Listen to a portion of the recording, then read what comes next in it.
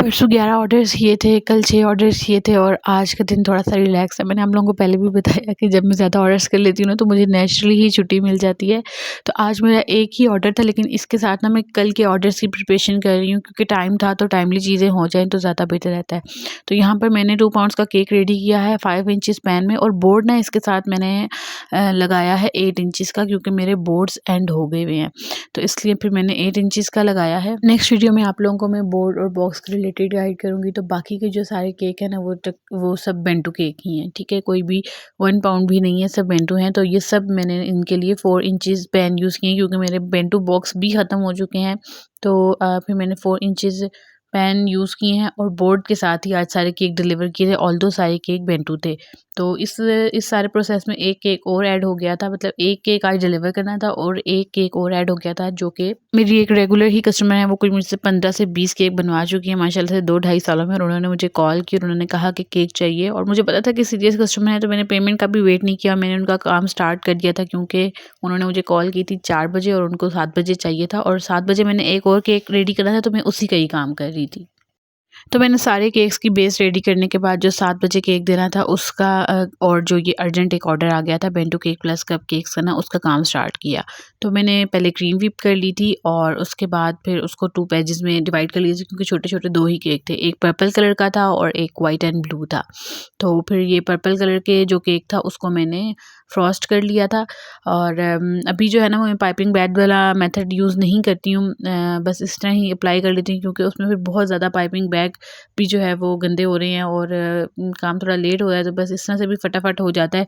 फिर ये सारी ना आपकी प्रैक्टिस की गेम है कि कितनी प्रैक्टिस होगी। अब मुझे इस तरह से भी अप्लाई करने में आसानी हो रही है, क्योंकि काफ़ी अब प्रैक्टिस हो गई है। तो केक तो मैंने दोनों टाइमली रेडी कर दिए थे, पर मौसम बहुत ज़्यादा ख़राब हो गया था और बारिश भी स्टार्ट हो गई थी। तो ये वाला जो केक है ना ब्लू वाला, ये मैंने 7 बजे डिलीवर करना था, और 7 बजे इतनी शदीद बारिश लग गई थी कि ये मिनी केक से तो बाइकिया पे ही जाने थे, और लेकिन बारिश इतनी तेज़ हो गई थी कि मैंने कहा चलो कार करवा देते, पर कार भी नहीं हो रही थी, हालांकि डिस्टेंस ज़्यादा दूर नहीं था। और ये वाला जो केक है ना ये इस्लामाबाद भेजना था, और इसके फ्लावर्स भी पिक करवाने थे, तो वो फ्लावर्स भी नहीं आ पा रहे थे बारिश की वजह से। तो बड़ी मुश्किल से एक राइड हुई, और उसी को ही मैंने कहा कि वो शॉप से फ्लावर भी पिक कर ले और ये केक भी ले जाए।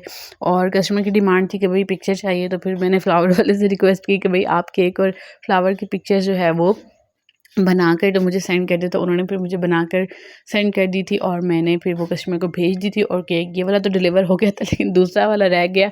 9 बज गए थे, फिर कस्टमर ने कहा कि अब नहीं चाहिए, अब सुबह ही आप डिलीवर करवाइएगा। तो फिर मैंने नेक्स्ट डे डिलीवर करवाया, और यानी कि एक ही केक फिर जा पाया था। तो ये वाला केक जो ब्लैक वाला है, इसको भी मैंने कहा कि चलो इसको भी ख़त्म कर लेते हैं। तो मैंने ये भी रात को ही तकरीबन इसको मैंने फ़ाइनल करके रख दिया था।